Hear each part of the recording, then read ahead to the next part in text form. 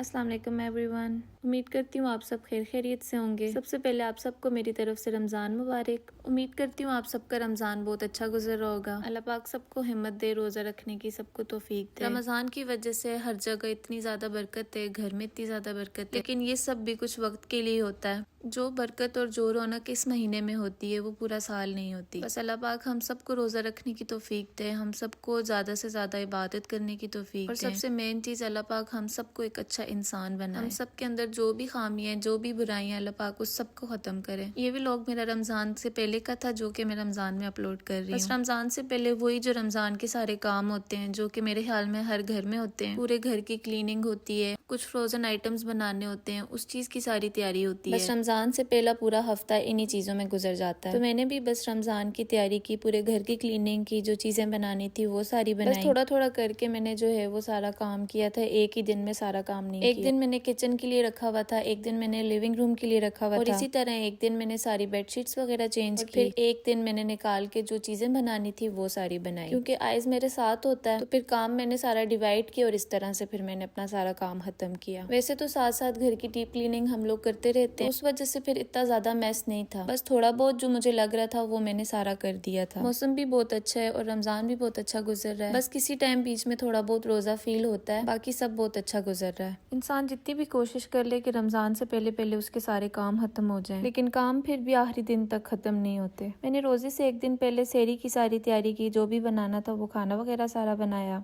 और साथ ही रोल की स्टफिंग वगैरह सारी रेडी कर दी थी। मेरा प्लान था कि उसी दिन बना दूंगी, लेकिन उसके लिए उस दिन टाइम नहीं मिला क्योंकि मेरा देसी घी भी खत्म हुआ था। वो भी फिर मैंने रोजे से एक दिन पहले ही बनाया। चने वगैरह मैंने भिगो के रख दिए थे रात को ही। वैसे तो मैं बॉयल हुए हुए चने और लोबिया यूज करती हूँ, लेकिन ये चने मेरे पास पड़े हुए थे, मैंने बहुत से जो है वो बॉयल करके रख दिए थे।